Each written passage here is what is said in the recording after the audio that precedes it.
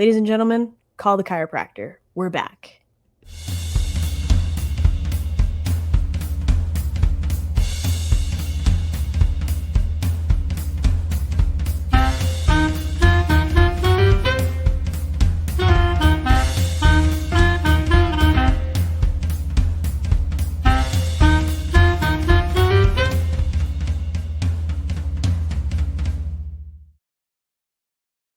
And welcome back, ladies and gentlemen. If you missed us for the last week, I am deeply sorry. That was entirely my fault and my bad, and I will take credit for it. I had to go to work for like 2 straight weeks out of town. I spent so much time in a hotel room that I started getting double episodes of Forensic Files, and that show has like 90 seasons, so take that as you will.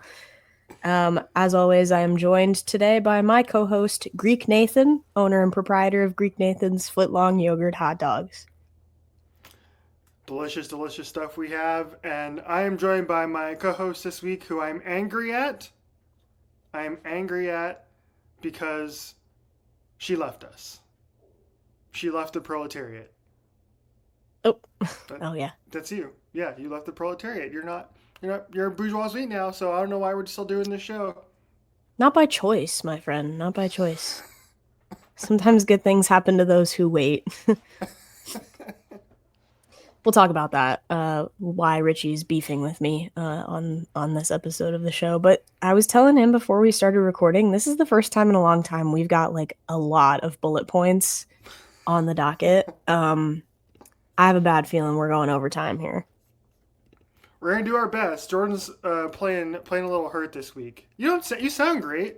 You sound great. Yeah, So it's only like day 2, so it's really just mm, like I feel like it's early in the process. But yeah, like I said, I've mm, been traveling for like 2 straight weeks. I definitely picked something up. A little cough and cold, a little, you know, upper respiratory mm. infection, We'll get as it through were. it. We'll get through it. Yeah, yeah, we will Yeah. overcome. We've been through This worse. is I like I had pneumonia last year at the end of last year, so it's been worse recently. And you came back and you did the show with me, Hmm. so we're Yes, I did. this We've will be been through like worse. this will be Jordan's flu game 2.0, right? This is except it's not Michael Jordan's flu game. It's just me, Jordan's flu game. All right, that was terrible. The jokes are not hitting today. Let's move on. Let's talk about Richie and I's combined bourgeoisie purchase this year, which is F1 TV, and that's been paying big dividends already in the first like 2 race weekends. Yeah, I 100. That was a great purchase on our part. So it's cheaper to split than it is to just buy it by ourselves, which is nice.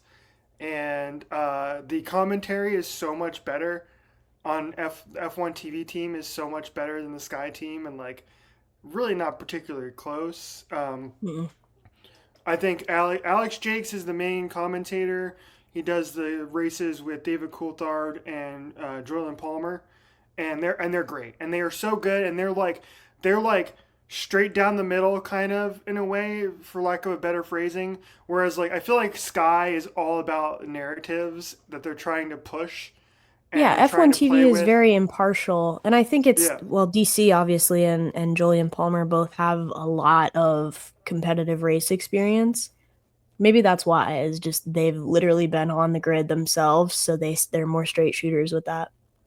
Mm-hmm. So greatest best purchase of all time in my opinion. I was able to. The cool thing about it is like I don't know if you were messing around with this too, but I downloaded the multi-viewer app that you have and you can download on your Mac.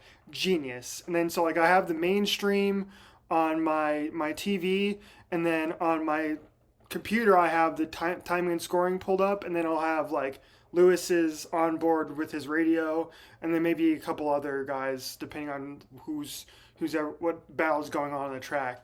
And it's Mhm. great, and I love it, and it's so much better than the setup I had the last couple years, which was like scrounging around dark corners of the internet looking for a stream that may or may not work. Yeah, getting a scrungly stream that's definitely going to turn off as soon as lights out happen, and you're going to miss everything in the first lap. You're like, wait, wait, wait. Yeah.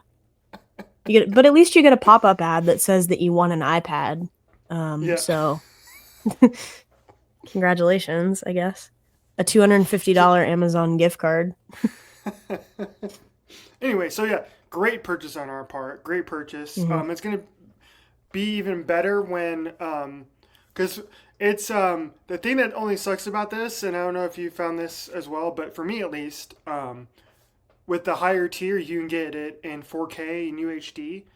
Hmm. Here's my problem though, and I didn't tell you this before we started recording or at all, which is my generation, the generation of Roku that I own, theoretically doesn't support the 4K F1 TV stream. So Oh, when I'm watching races, it is the strangest thing. I'll have to like record a screen record or something and like send it to you so you can see what's going on.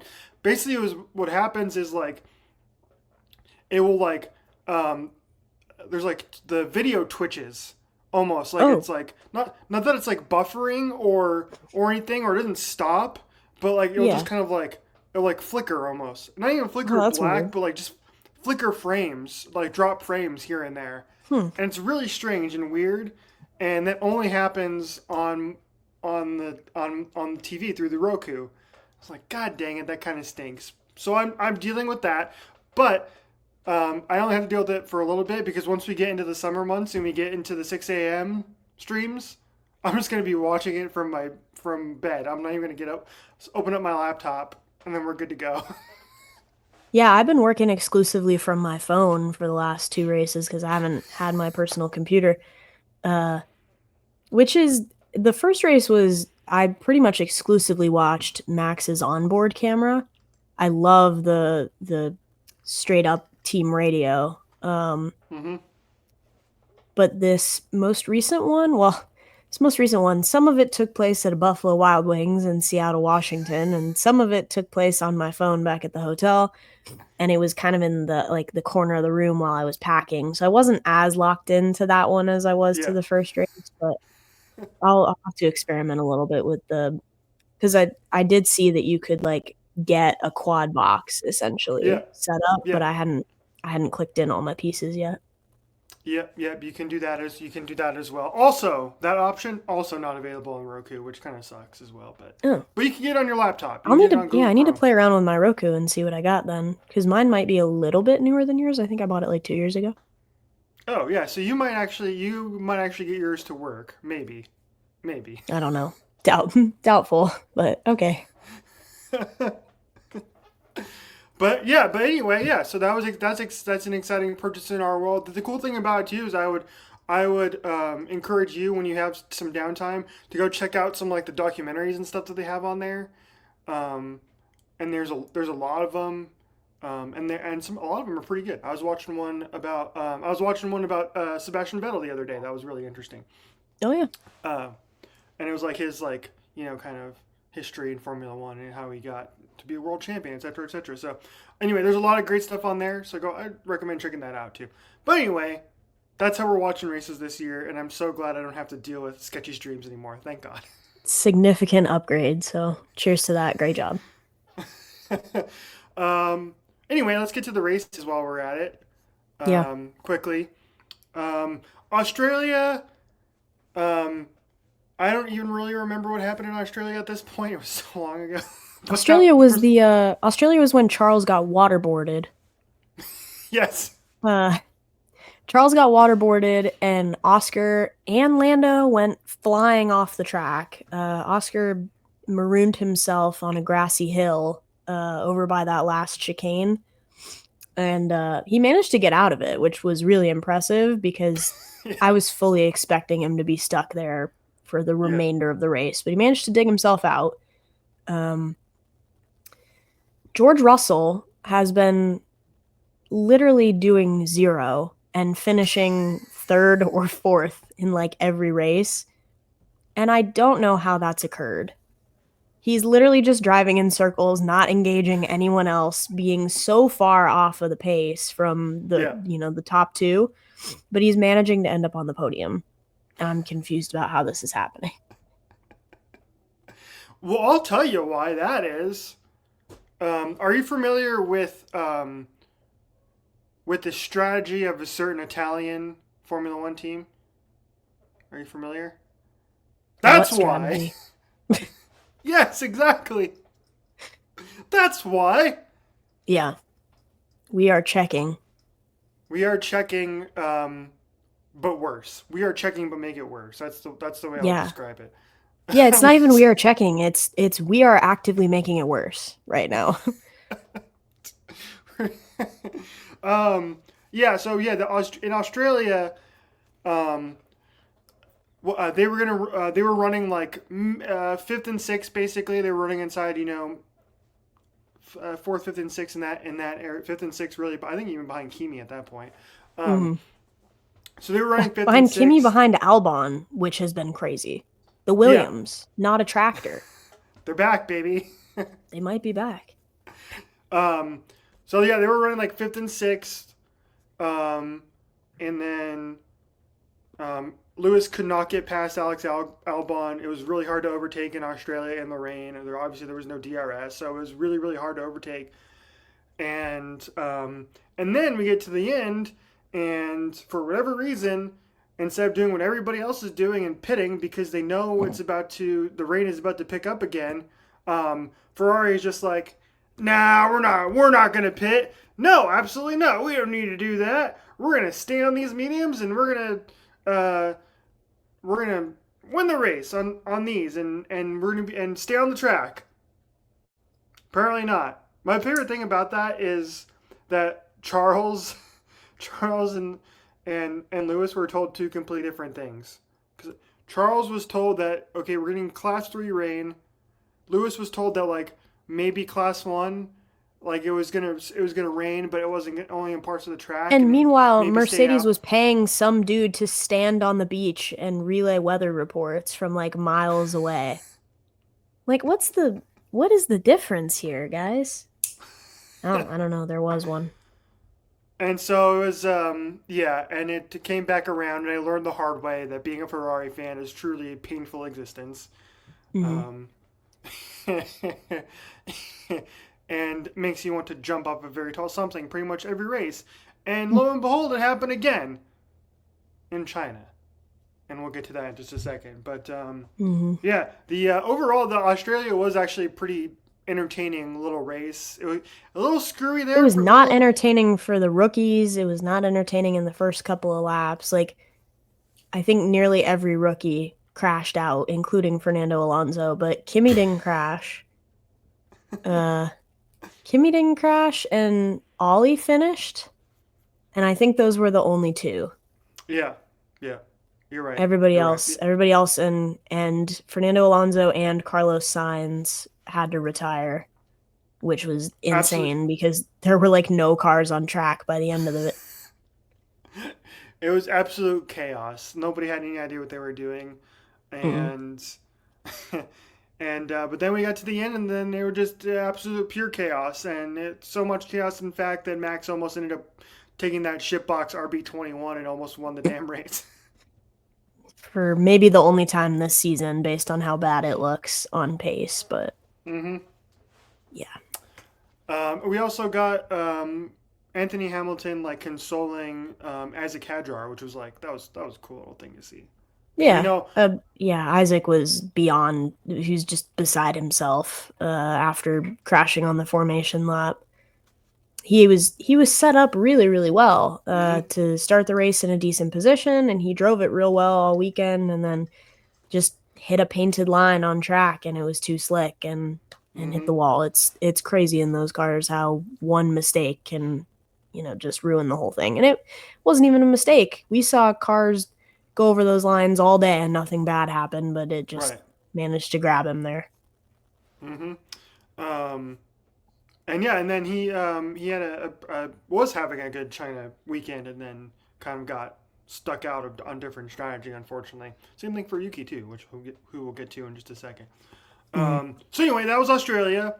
Wet weather, ridiculous, crazy, and the papaya won the damn race. Okay. Anyway, moving on to China. Um, a race weekend. That was the first sprint weekend of the year. And I think you and I are both in agreement that I love the sprint weekends. I think they're so much better than regular weekends. Do you agree with me on that? I know. Um, I like it from a fan entertainment standpoint, but in the last 2 seasons, I have very much despised it from a being a Max fan standpoint because that damn RB20 and RB21 always takes the full 3 practice sessions to get it dialed in to a point where Right. it's even remotely competitive. And sprint weekends are tough for that because you get one practice before you get sprint qualifying and the Yeah. race. So it significantly drags down the amount of time you have to dial in the setup in the car. And I think that tends to hurt us a little bit. Mm-hmm. Yeah, I think that's what happened. That's exactly what happened in China too, where it took until post the sprint race for these teams to dial in their tire strategy and their setup and get the track dialed in, get that rubber built up. Because earlier in the week end, it was just like grading tires like crazy because it's a new Mm-hmm. surface, etc., etc. Wasn't a lot of grip in the track, wasn't a lot of practice, etc., etc. And so that was happening through the sprint race, and and that ended up hurting Lewis Hamilton in the race, the actual race, but did not harm him in sprint quality because he got the pole in sprint quality because once again Lando Norris botched his sprint quality pole run. Um, and Oscar It was Piastri terrible. wasn't. And his sprint race was terrible. Yeah. All he did was complain about that car and drive around in circles and let Lance Stroll pass him. I don't Hmm. know what happened there. He had a fit. He had a temper tantrum. That was not great. Not great for Lando, but it was great for Lewis and for Max. We got a 1-2 Lewis Max for the first time in a while. So that was great. That was cool. Like to have a front row with 11 world championships on the front row. Like how often do you see that, right? Um, And so yeah, I was like, oh shit, we're actually Ferrari is Ferrari back? It was like literally that chart that we've joked so much about, where it's like we're so back, it's The so flow over. chart. Hmm. And then Lewis won the damn sprint, which was freaking awesome. That was so damn cool. Did not expect that to happen after the weekend that Ferrari had in Australia. Um, did not expect that to happen whatsoever, but it was just an incredible sprint race by Lewis. Um, I loved how he like baited Max into wearing out his tires more and more as the sprint wore on. And I think he even mentioned that too, where he was like, It "Yeah, it could have been bait. It literally could have just been because that Red Bull eats tires like yeah, nobody's business. But yeah, it was a good strategy. But I think the funny part about it is that it was less like it wasn't Ferrari strategy. It was like Lewis strategy. And yeah, that's why it yeah." worked. Yeah. He That's why he's a champion, man. That was a championship level drive. Him and Charles both Mm-hmm. had great drives in that sprint race too, where their tires just didn't wear as much as everybody else's. Um, and then it was a different strategy when we got to the actual qualifying and the actual race, where we had an I don't remember what. Okay, yeah, Oscar won the pole, right? Oscar won the pole. George got second, and then Lando got third, if I'm not mistaken. I could be wrong about Yeah, that, but I think that's right. that's what my memory recalls. Great stuff by Oscar. I think we've talked about on the show before how I really do think Oscar Piastri is a better driver and has a much better grasp of big moments and pressure than Lando does. Um, Yep. and I actually honestly I believe like the perfect encapsulation is like what we just talked about in Australia, where if Lando goes off in Australia, he doesn't recover and gets himself back into the points. Where he spirals and overdrives the car and makes more mistakes and isn't able to get back into a points paying position in Australia. Whereas Oscar, like that was a shitbox moment, man. His race was over. He goes into that gravel and the grass. That race is over for a lot of guys, and Yeah, he was not for out. Oscar. Yeah, Yeah. and not for Oscar. He drives that thing back into the points, and that was awesome to see in his home race too in Australia. And then you get to qualification and the actual race. And are you okay? You good? There? You Yep. good I there? had a sneeze. We're good. That I had to get something that sneeze exploded out of my body. I had to put it on mute. Jordan that's being inhabited by a poltergeist on the show today. Yeah, it's a dad sneeze. It's to protect my young. Need to get yeah, I need to get an exorcism over there. Anyway, yeah, Oscar Piastri. Again, I really do think he is more world championship material than Lando Norris. I said that last year, and I'm going to keep saying that all year long because it seems like, and I think people have brought this point up that this championship is going to come down to something similar to, and I think we talked about in our preseason thing too, which is like it's going to be similar to like 2016, whereas the two Mercedes drivers battling it out. It was going to 2007 where it was the two McLaren drivers then, Lewis Yep. and Fernando were battling it out, and then obviously Kimi came in at the end and kind of snuck by both of them to win that championship. So that's kind of what things are building up to here, and we'll see how McLaren handles it because they were wishy washy again over these last 2 weeks in terms of what was happening, Yeah, right? they Like have they been. weren't, They just can't yeah, decide.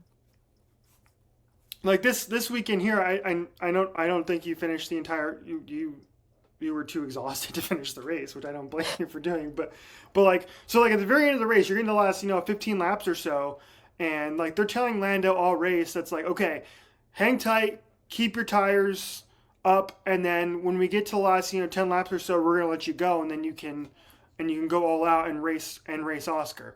Yeah. Um, and then you get to the end of the race, and by the time that happens, then Lando starts having issues with his brakes, and so that really never materializes. But like they couldn't figure out their strategy. Like Lando was wanting to push the entire time, and McLaren kept telling him, no, no, no, no, no, don't do that, blah blah blah, and so it's like I don't know if I mean, granted, McLaren is coming off a constructors title, but like they better be careful, man, because it's gonna get nasty if they're not too careful, and somebody else is gonna sneak in there. Speaking of George Russell, right?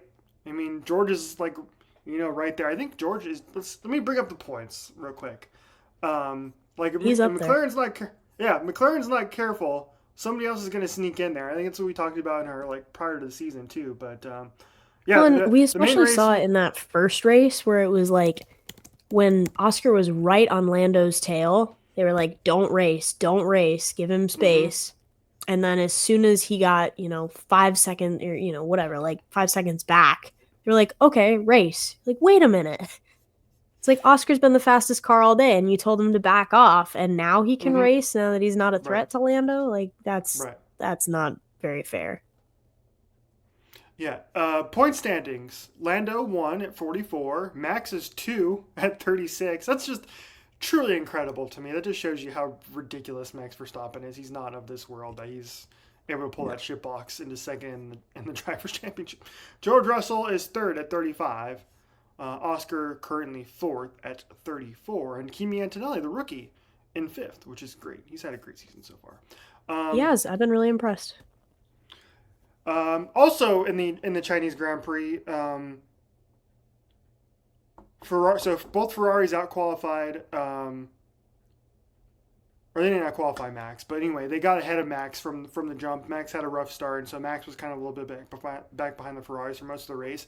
And then the Yeah. final stint, um, on the final stint of the race, Max just closed like crazy, like just truly just putting together a terrific drive to come back through from pretty far down. Like he was like 10 seconds back, I believe, at one point, if not more, of both of Yeah, those and on Ferraris. the hard tire too, which is, not a there's not a performance advantage to be found there. Yep. And then yeah, he got past both Ferraris. Had a great battle with Charles Leclerc at the very end of the race, and managed to get himself into P4 in a car again that was struggling pretty much all weekend. So just a great drive Yeah. by him. Turns out it didn't matter because as we found out after the race, not one, not two, but three cars were disqualified, including both Ferraris. Which why?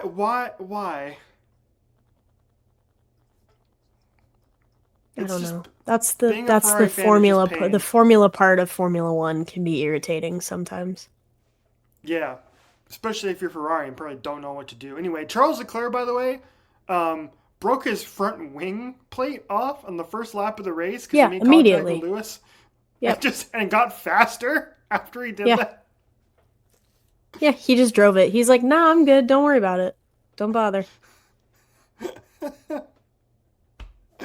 And yeah, he ended up being faster than Lewis, and Lewis let him by. And then he got disqualified because his car was did not match the weight specifications. And then you get to Lewis, and Lewis had a um, part of his car that was uh, like by the width of a credit card was too short or something. Anyway, I don't need to get into it Crazy. because it's just gonna make me angry. Anyway, just ridiculous stuff from Ferrari. Just I you should have told me and warned me more that that going all in on Ferrari was going to be an absolute mistake, and I should just be a Haas fan at this point because or Williams. Williams has the exact same amount of points as Ferrari this year. Well, I mean, if we're really talking points, then like last week you would have been a Sauber fan because they were ahead of Ferrari in the constructors' points. They were. Ollie Behrman, or not Ollie Behrman, Esteban Ocon is currently the number one driver using a Ferrari engine in Formula One right now. Never thought I would say that. Here we They are. had pieces of the Haas falling off in testing, and Esty Bestie is having a better season Gritty. than both of the That's Ferrari the gritty drivers. Haas. Yeah. Ridiculous. Yep. Hey, double Hossie and Bio in China, so at least we got that. We did. That was cool. Great drive by Oliver Behrman coming from 17th on the grid on the one-stop strategy. It was fun, dude. It was fun watching him go back through the field. Ciao. That was so much fun. Chow. Chow. That was incredible. I like him. He's got a lot of poise behind the wheel. He doesn't panic. Mm-hmm. All right, there we go. We do have some breaking news to talk about, I guess. Well, I think breaking it's as of today, but by the time we release it, everyone will have heard about it. So, Yep. We the rumors are starting to fly, and seemingly the stove is getting very, very hot at the moment. That um, Liam Lawson is going to be out of the Red Bull seat after two races because he qualified 20th that last on the grid 20th and again. 20th. Yeah, nice. Jesus. Replaced by Yuki Tsunoda, who both of us said should have gotten that seat in the first place. But Yuki's been having a good season. Both RBs are having a good season. They both qualified great. Both of them should have gotten the points in China before they got screwed by their strategy on the two-stop strategy and Yeah, lost the track position. So um, anyway, I'm kind of scared for Yuki. I don't know. I am too. I'm worried. I don't. Yeah, I don't. Like nobody wants that second Red Bull seat. Like, and I think it was.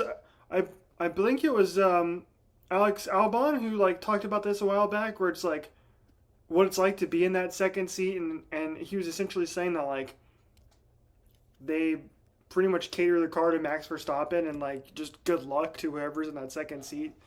So hopefully Yuki Yeah, I does mean, well. And in the car is hard to drive, and the curse of that seat is that nobody can stack up as a teammate to Max. mm-hmm, I don't know what you're supposed to do with that except, try. Try and contend. right.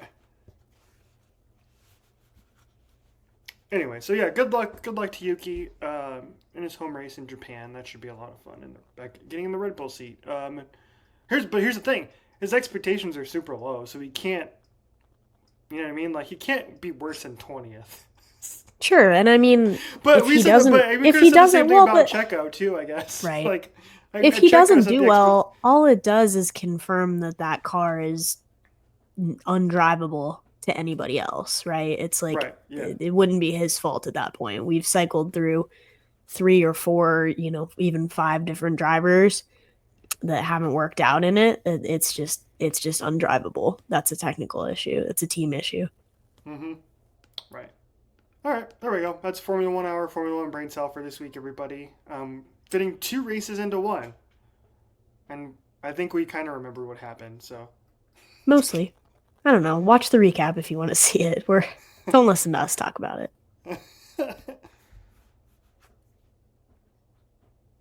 go ahead. Where do we want to go next? Well, I don't know. Let's talk about me. I like to talk about me, so let's do that. Um, You have the list in front of you. Which part of this trip would you like to hear about first? Because I literally, from the last week to this one, just took my suitcase and dumped it in the washer and then repacked it. Oh, I'm sorry. Real It's quick all a fever dream. soon, I forgot to bring this up. I have a new Formula One book that I'm gonna start reading soon. I was at the You have a library today. physical book from the physical library. Yeah, it's called. Yeah, I don't know. It's behind the scenes of Formula One, so I don't really know what behind the scenes it includes, but we'll get some insight. So stay tuned All for right. my book reviews. Yeah, hope it's good. Let's just start from the beginning. I teased it already. I said that you were banning the proletariat, so please tell the people why you decided to abandon us in the proletariat and that you are now a member of the bourgeoisie. I really would like to like reject that statement about myself. I felt more like a spy on the inside than anything else. I was like an undercover agent. Um, we went to get on this plane, and this has also never happened to me before, but we went to get on this plane, and I've had it before because if you're on a group ticket or something like with big team travel, sometimes they don't give everybody seats when they do the boarding passes. They just give out the seats at the gate because like they need to see what's left or whatever. It's a huge group of people. Um, so that wasn't a surprise, but we get through and we get to the gate, and they literally don't have enough seats for us. It was like they overbooked the flight. Um, so we were like delegating who needs to get on this plane the most with the remaining seats that are left, right? Which was horrible that you have to make that decision. Um, and they started giving out seats, and I got my new boarding pass back, and it says 1D on it, and I was like, all right, well, it's One row one, right? Direction. Like, right? I was like, it's yeah, 1D. I was like, it's row one. But like, if you've flown Southwest domestically, like row one doesn't mean anything. It just means it's row one. So I wasn't expecting anything. I get on, and there's only two seats to a side instead of three, and there are Mm-hmm. these nice like cushy chairs, and the flight attendant like pokes her head out. She's like, would you like something to drink? And I was like, oh my god, I'm in first class. Like, what is this? And there's this little like curtain, three or like four rows back or something. So it was myself, two of our staff, and then one of our athletes that ended up in the first class area. Mm-hmm. And anybody that needed a seat had to go to the way back of the plane. So it was literally just a dice roll that I ended up there. Um, I kept thinking at some point they were gonna hand me a bill. I'm like, there's no way this is all included. This is stupid.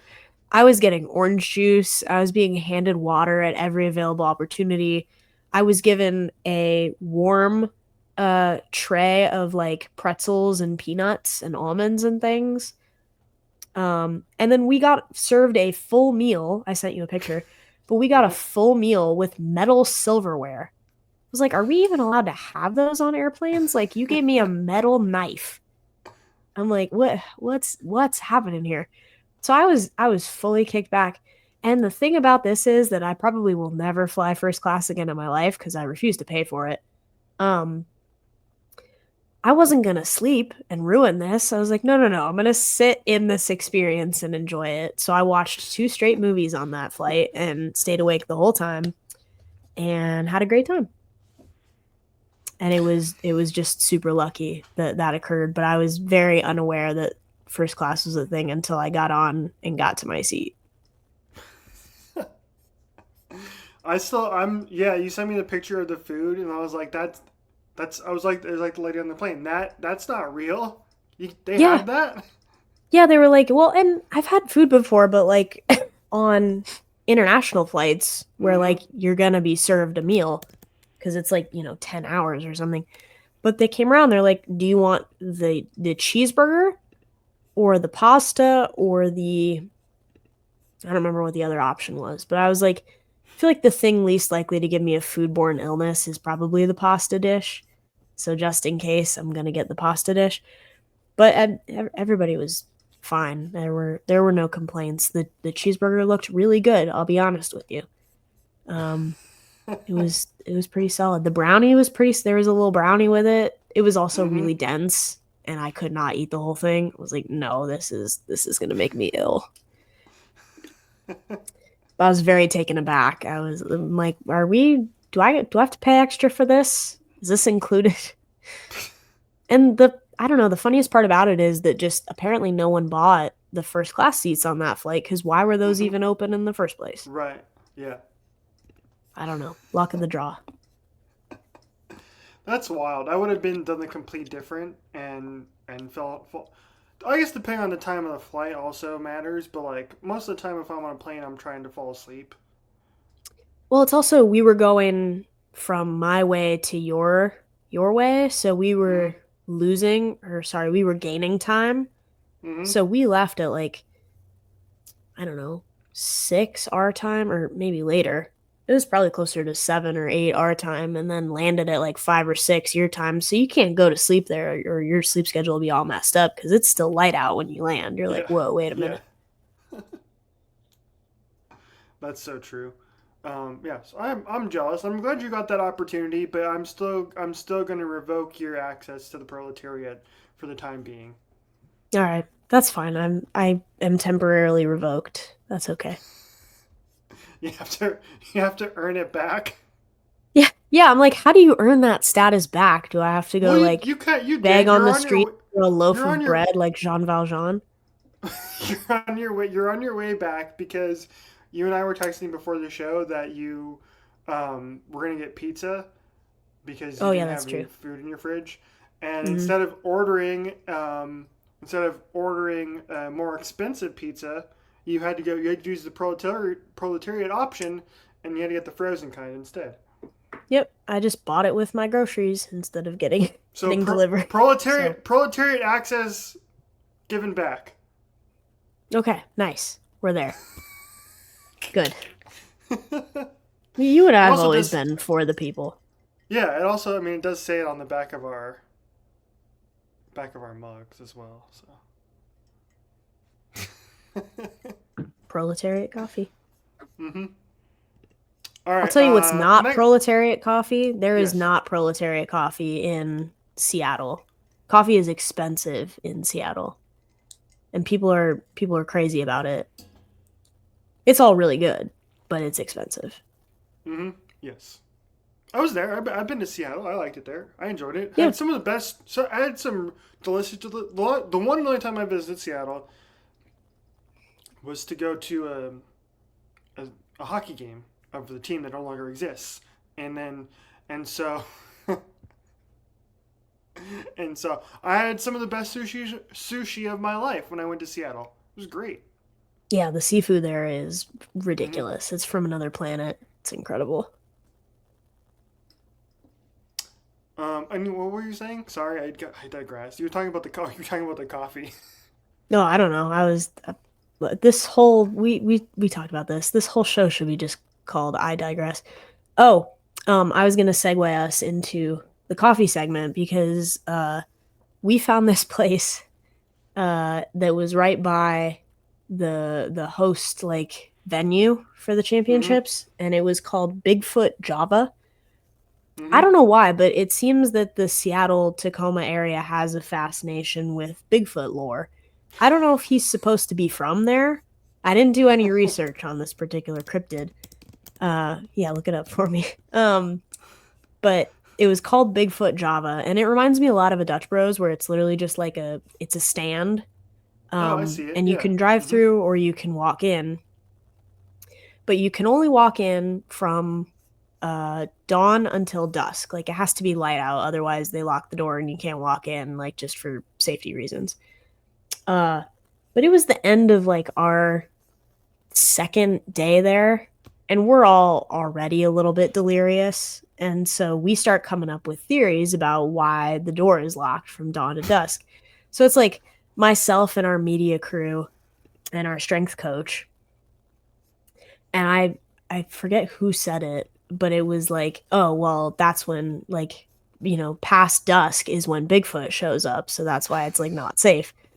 And the stand is like kind of in the middle of the woods, right? Where like he just comes out of the woods right there, and he just walks up and he clocks in for a shift and he works the overnight.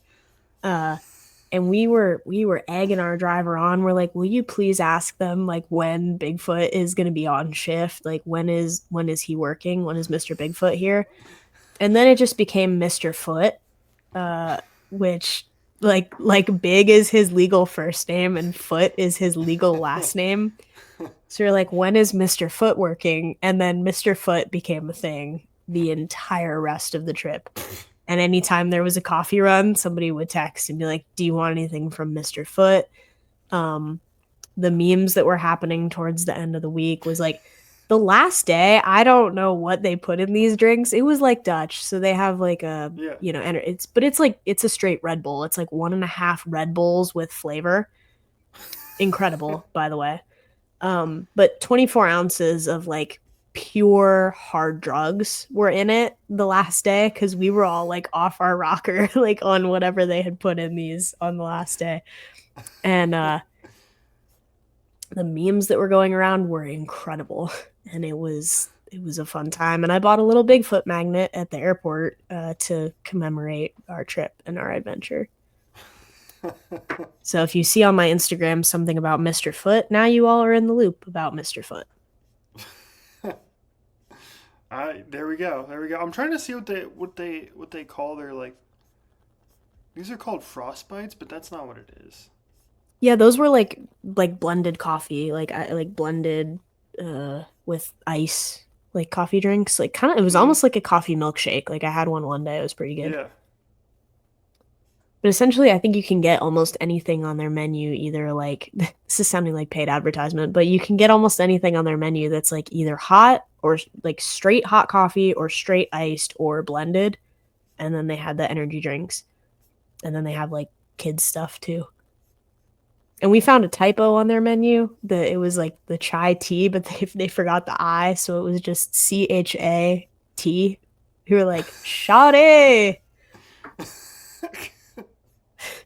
Stupid, but that tells you how delirious we were at the end of this whole thing. We were just in the car at midnight on the way to Buffalo Wild Wings screaming shoddy as we went past the Bigfoot coffee.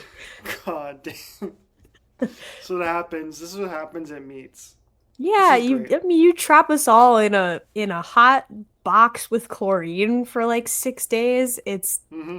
You should be glad that's the worst it got. And it was hot in there, let me tell you. It was about 1 billion degrees, and that was before somebody pulled the fire alarm. I, I need to hear this story. I saw yeah this you I think you sent me a video on Instagram where it was like they had mentioned that it happened. I was like, wait, did that really happen? That really happened. And if you have ESPN Plus and you go back and watch the last day of the event, there is a huge break in the middle of the diving because someone pulled the fire alarm. So they were in the middle of the event. Everyone still had 2 dives left, Mm-hmm. and there apparently the story we were told and the report we were given was that a like 2-year-old pulled the fire alarm, sort of inadvertently. Um, Apparently this is a known problem at this venue, and it happens a lot, which is crazy. Uh, but we all got evacuated in the middle of the last day, like with 2 things to go. And the worst part is like it's not for us, but the worst is for the athletes because some of them are in wet swimsuits and you got to go outside for the fire alarm and it's like 45 degrees and raining. Like Yeah. that's not good for anybody. And we were out there without jackets on because we're like you don't grab anything, you just go outside. You're like there's a fire. there Mm-hmm. was there was no fire. A child pulled the fire alarm, but the fire department still had to come and check the whole thing. And then it got on social media a lot that there was a huge delay. And then I ended up on swimming media not once, not twice, but 3 times in one day. And that was super uncomfortable. 2 of them were on swimming media outlets, and one of them was on national television on ESPN Plus. Yeah. You're famous. I am I dancing hot to swear, go on yeah, ESPN, yeah, so here yeah, we are. yeah. You sent me that, and I swear, the first time I thought I was like, what does she do? Like your, what is my job? your job is just to stand there and dance to Hot to Go. Right, I'm like, look, I had been busy. I like it better when I'm not busy. I had been busy, and at some point with the women's team it's very different. With like the men's team it's not so much, but it the general the general vibe of the meet and of the team is better when everybody's having fun. So Hmm. I'm just gonna go encourage that. I'm like, you want me to be involved in Hot to Go? Say less. Like, I'm in it. I just didn't realize there was national television cameras on me at Camera that very pointed moment. at you. Yeah, directly pointed at me with that red light on. And then people started pointing at the Jumbotron. I was like, oh no, here we go. So, yeah, that happened. No further comment. And you also got some you texted me about a particular run-in with Gretchen Walsh, Big Gretch. Yeah, big Gretch. Yeah, she was very nice to these kids that were there were a lot of kids running around the pool deck like all week pretty much that were trying to get autographs and whatnot, and were just kind of like leaning over the bleachers and yelling at people. And it just happened that the Virginia team hadn't left yet by the time that these kids had wandered in and were watching diving. And as she was leaving and walking past our section, they were yelling at her and calling to her, and I was like, uh-oh, she's about to have to be in my space. So I was like, let me scoot out of the way here so she can climb on the bleachers and reach these children. And it was a sweet interaction. The kids were nice, and Hmm. the athletes have all were all really nice and really accommodating to all of them that wanted autographs or wanted pictures or whatever it may be. Which, like, they don't have to be, but they were Right. they were super cool. Anything? Let's see. Anything else from the any more meat lore as you put in our Uh, document that you would like to touch yeah, upon? meat lore was basically the fire alarm. Seattle was cool. If you've ever seen 10 Things I Hate About You, we went the second day and did a little tour around the Seattle Tacoma area and saw some of the filming locations from that. Um, I would like to add, this is lore, but I had to go to Target to make a purchase while we were there, and I was buying cold medicine, and I'm in the aisle at Target buying cold medicine, and we had literally just come from the meet. We went straight there. So I'm still in my job uniform, which is like a polo and dress pants and a belt, right? So we pull up at Target. I'm in the cold medicine aisle. I'm buying things. And this lady wanders up to me and she shows me a picture on her phone and she goes, "Where can I find this?" And it was like kind of broken English. And I was like, I looked at myself and what I was wearing and realized I was wearing a red polo in Target. I was like, Yeah. oh, I work here.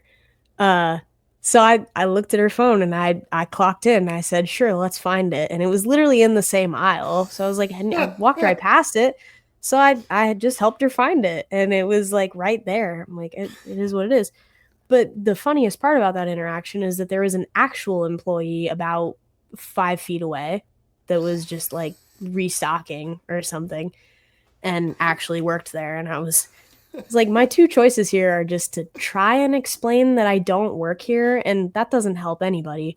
Hmm. Or I could simply clock in and do this because I know for a fact that I saw it when I was walking down this aisle. I mean, this person missed it by about 10 feet. I was like, oh no, it's just right over here. So that was a fun adventure. I can't say I've Once ever had that again, happen before. once again, Jordan's jobs: dancing on camera to Hot to Go, Yeah. and apparently a part-time um, was pharmacist as well. Yeah. Sales associate at Target. Yeah. Apparently. Look, I applied for a job at Target when I was like 18, and they didn't hire me certainly, but they didn't even give me an interview. So, And that's how I ended up working at Walmart. Maybe that's a story for a different podcast. All right. All right. What Well, do we got? What's on I'm your glad you're back. I'm glad you're back Yeah, now, and I am back. I'm glad you got your Dayquil in you. You're still I sounding did. good, so Not bad. Not bad. Well, I mean, I just got to keep it together for like another 10 minutes, right? And then I can just go finish watching Hacks and then, we'll be horizontal. So, so true, so true. Oh, yeah. Let's get into our movie corner. Let's do that. You watched some oh yeah, movies on your plate, and what did you watch? I did. I watched Opening Night, which is a John Cassavetes film. Uh it was good. It was Gina Rollins. I don't know. I'm not familiar with pronunciation. Um, it was good. It's one of a couple of films by that director that I have downloaded and need to watch. There's been a couple of people that have mentioned like A Woman Under the Influence as being a really good movie. So I started with that, and then I just started downloading other stuff by him. And then I watched Heretic with Hugh Grant, Mm-hmm. which is like I wouldn't necessarily even say it's a horror movie. It's a thriller, basically. And that was also good. And I wasn't the only person on our staff to watch that movie on our flight. Like one of our media also did. And then it started all of us down a corner of like following each other on Letterboxd, which is funny. Um, I gained like 5 new friends, maybe more, on Letterboxd over the course of the week just by like everybody finding each other. And then I binge watched seasons 1 and 2 of Hacks on HBO, which is also I think it's a show you would like, and they're like 30-minute episodes. So if you don't like it, it's not a huge time commitment. I do. I've heard great things about it, so maybe I should check it out. I'll put it on my Mhm. list. Put it on And my the list. the fourth season, the newest season, is coming out in like a little over a week, 2 weeks. Ah, So if you start now, you can be caught up. yes, plenty of time. Mhm. If you smoked through it as quickly as you did, then I can certainly. Well, yeah, and there's only like 10 episodes a season or something. It's not a big volume. Yeah. Um. Let's see. What else? Okay, so I did. I watched some movies this week as well. I watched Yeah, plenty. what you got? Which. Oh yeah. Let's go all the way back. I did. Okay. I watched Borderline. You watched Borderline as well. We can talk Mm-hmm. about that real Yeah, I forgot quick. about that one. Yeah. I Borderline. we had the same rating for that one or We similar. did. We did. Yeah. Yeah. That was Both of enjoyable. us. Both of us gave it 4 stars. Yeah. Very This is enjoyable. It the. was very like Ready or Not, but like more comedy. Yeah. Yeah. Yeah. This is the movie with Samara Weaving and Jack Nicholson's kid, and of course Alba Baptista of Warrior Nun fame. And yeah, I didn't expect it to be as funny as it was, but it was so funny. It was really well done. Great, really well acted. Jack Nicholson's kid is terrific. Yeah, Um, I was not familiar with Ray Nicholson's talent. I mean, I guess I should have known, right? But like that was legit. He was mhm. very, very good the whole time. um, Alba's great. Samara's great. Super fun movie. Check it. I think both of us agree that y'all should check it out. Um, and have a good time because that's what we do when we watch movies. Just have a good time. That's Yeah, what it's Borderline is. funny, it's campy, it's, just if you want something a little different and you like that sort of horror comedy genre, it's for you. Don't worry about Right. it. It's for you. Side note, I'm like, hold on. Oh, never mind. Never mind. I was looking at your letterbox, and I thought there was a big gap in between, and there wasn't. I'm just stupid. Okay. Anyway. Well, there could have been. I'm not very consistent. I wasn't able to log every episode of Forensic Files I watched over the last 2 weeks at hotels. But now I'm pretty sure I know who did it in like every episode. So Spoiler alert! Don't spoil everything for me.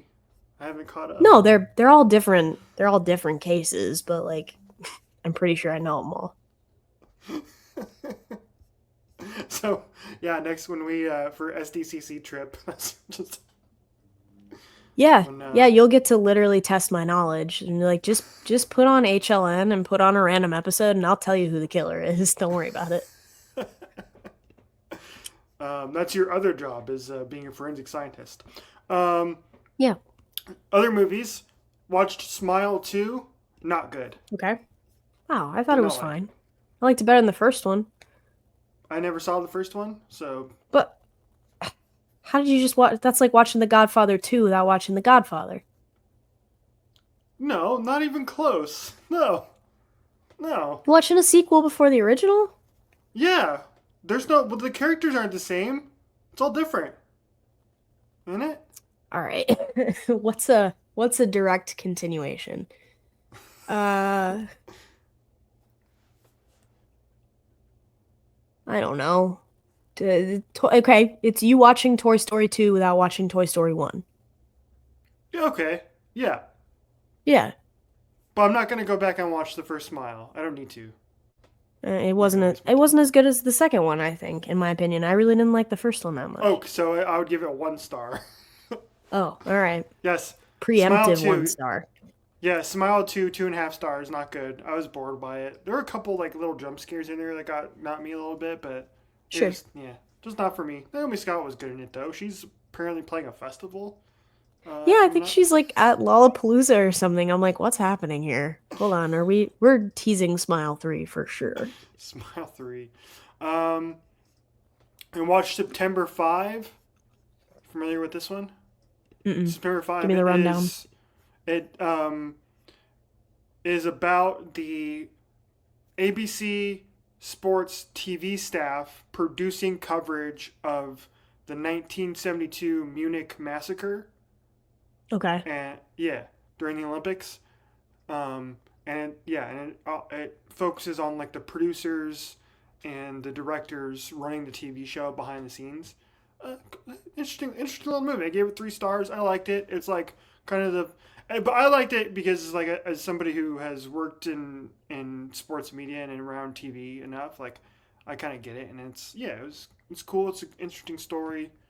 It's like you can make a great double feature. You can watch September 5 first, and then you can watch Steven Spielberg's Munich second. I don't know if you've seen that one or not. That's also a great Mm-mm. movie. Um, but yeah, it's like a little double feature there. So All I right. like that movie. Three For stars, the solid people. movie. All right.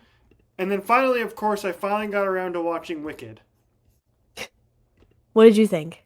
I still haven't seen it, to be honest with you, because I'm so worried it'll ruin the opinion of the stage show that I love so much. Mm, yeah. Okay, so coming from a place of I have never seen the stage version, wasn't too familiar with the story either. Um, didn't expect to like the movie whatsoever. I didn't think it was going to be my thing. All the trailers made it look pretty, well, made it look not great, but um, I liked it a lot, man. I was surprised with how much I liked it. Like it hooked me in. Damn it. Cynthia Erivo is like amazing in the movie. She's terrific as Elphaba. Um, and Ariana Grande is great as well. Her character is annoying as hell for the first like 45 minutes to an hour of the movie, but Glinda's pretty much annoying through the whole first act yeah, of Stage Wicked, and then she becomes fine. yeah, yeah. That's exactly what happens in this movie too. So anyway, yeah, I liked it a lot. The music, I liked the music. Um, I did not like the direction. Like I'm just imagining this Wicked, but put in the hands of a much more capable director, and you would have had like you would you would have probably had your best picture. But put in the hands of this director, like there were some like in the trailer, we're like this was lead up. Like you're watching some of these scenes, you're like, why is this movie shot like this? That shouldn't look this bad. This is like the original Wizard of Oz was like one of the most colorful, really cool looking movies of all time, and Yeah, you it was come into this incredible. movie, and then you just shoot the entire thing with a bunch of open windows and super bright lights behind everyone, and like they're in the middle of a musical number, and like you can't see anything because everything's washed out behind them. It's like The so color that grading. We've been beefing about the color grading ever since that first trailer dropped. We're like, no. yeah, because like the story is great, the performances are great, the music is great, and then just like you just get poor direction. But yeah, I was sucked in by the story, man. Because I was not familiar with the story, so I got sucked Yeah. in by this. I really enjoyed the story first and foremost, which is how you get people. You lock them in with the Yep. story instead of the music, and then you get to Defying Gravity at the end, and it's so good. It's Defying Gravity is one of, if not the best, Act One closers yeah, in Broadway. hmm yeah. It they crush it. Like Cynthia crushes it out of the park, and and you're sad for that. And you're like, God damn, this is great. The The perfect the end to the f- movie. the thing that bothers me is that they conned everybody because they didn't say that this was part one when they were Right. releasing the film, and now we know for sure that we're getting part two because the film ends with Defying Gravity. That's intermission in the hmm Broadway show. There's a hmm whole second half we don't have yet. And I was laughing when those trailers came out. I'm like, you just showed the entire first half of the movie. And then it became worse because you just showed the entire movie. You're like, Yeah. wait a Yeah. minute. What what's left? Uh, I'm like, yeah, Defying Gravity is a banger of a closer. We know people, my mom and I know people that I went to like middle and high school with, and it was like an old friend, and their family saw Wicked and then walked out at intermission because they didn't like it so much. And I was like, wait a minute, you walked out after Defying Gravity? Yeah. You saw her get up there and sing that whole thing and then you walked out? You're like, Yeah. no, it's not gonna get any better from here. Like, I understand the goat song is probably not that awesome, but like you walked out after Defying Gravity? I I will don't say know. that was the one part of the movie I did not like was the talking animals. But like Dr. that's the whole Dillamond, yeah. point. That's the whole point of the damn movie, to be honest. The point of the thing. But still, Yeah. like it took me a while to get That's used a to that. I was that's like, a pretty soft that's a pretty soft song. And then there's one in the second half that's like the wizard sings it and it's also a really terrible song. Like, I think we should just cut that. Like, a sentimental man is a skip immediately every time on the soundtrack. You're like, get rid of it. but yeah, I did like the Wizard and I was good. I like that one. Yep, Um, excellent. Popular was great, and then Defying Popular is Gravity. good. Those are the three that really like are memorable for me. You'll There's get some other. you'll get No Good Deed in Act 2, which is a banger. That's a really solid one. I'm trying to remember what else there is. Anyway, I will say now that I've heard Defying Gravity in the movie, I can be better prepared to duet Defying Gravity on the road You trip for can. SDCC. Yeah. But I we was not are doing prepared. the stage version. I'm not doing the Ariana Grande version. I Hey, refuse. Adele Dazeem and Kristen Chenoweth show up in the movie. Oh, do they really? They have a cameo? Yeah, and they actually get like That's a fun. they get a song in the movie too. That's fun. I like that. It's I like won't like when spoil. Lindsay Lohan showed up in Mean Girls. Yeah, that was fun. So yeah, I'm not gonna tell you where they show up, but they do show up. So it was kind of cool. I was like, when are they going to show up? Because I knew that they were going to be in the movie, but I wasn't sure they were going to show up. And I was like, I don't know when they're going to show up. I'm like, oh, there they are. Anyway, And then they yeah, did. I liked it. All I was right. surprised how much I liked it. Like I said, it's so hard to like go into a movie with a certain amount of expectations. Like if your expectations are super high to get those expectations met, and then the opposite end, if your expectations are super low, like, and you go into a movie about like, or you go into a movie like when expecting to dislike it, and you already have that predisposition. It's hard for a movie to get you in, but this movie gets Sure. you in, man. It's great. All right. So yeah, so Good. 4 out of 5 I gave it. Yeah, highly Good. recommend. Glowing review. Excited for Wicked 2, which they're not calling Wicked 2, they're calling it something else. Too Wicked, Too Prada.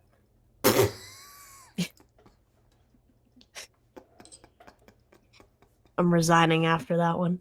Two Wicked. That's what they should call it 2 Wicked 2 something, but it's called I something don't else know. Yeah. anyway. Well, you start getting into dangerous territory there, I feel like. Anyway. All right. Anything else for the people before we shut it down? I don't think so. I think that was it for me.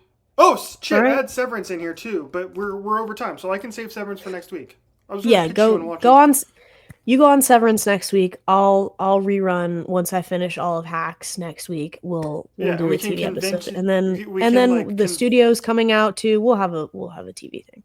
yeah, we can pitch each other on watching the shows. So I will Nice. pitch you on All watching right. Severance, and you can pitch me on watching Hacks. Nice. All right. Good. Next week we're having a board meeting. We're doing pitches. Okay. Thanks for joining us, and thanks for sticking with us through that unscheduled intermission, I suppose you could call it. We will promise to be consistent going forward, at least until the next big thing comes up that we can't be here for. Uh, for Richie, I have been Jordan, and this has been, as always, 1 hour, one brain cell. You can follow us at OHOBC Pod wherever you get your social media doom scrolling, and we'll see you next time.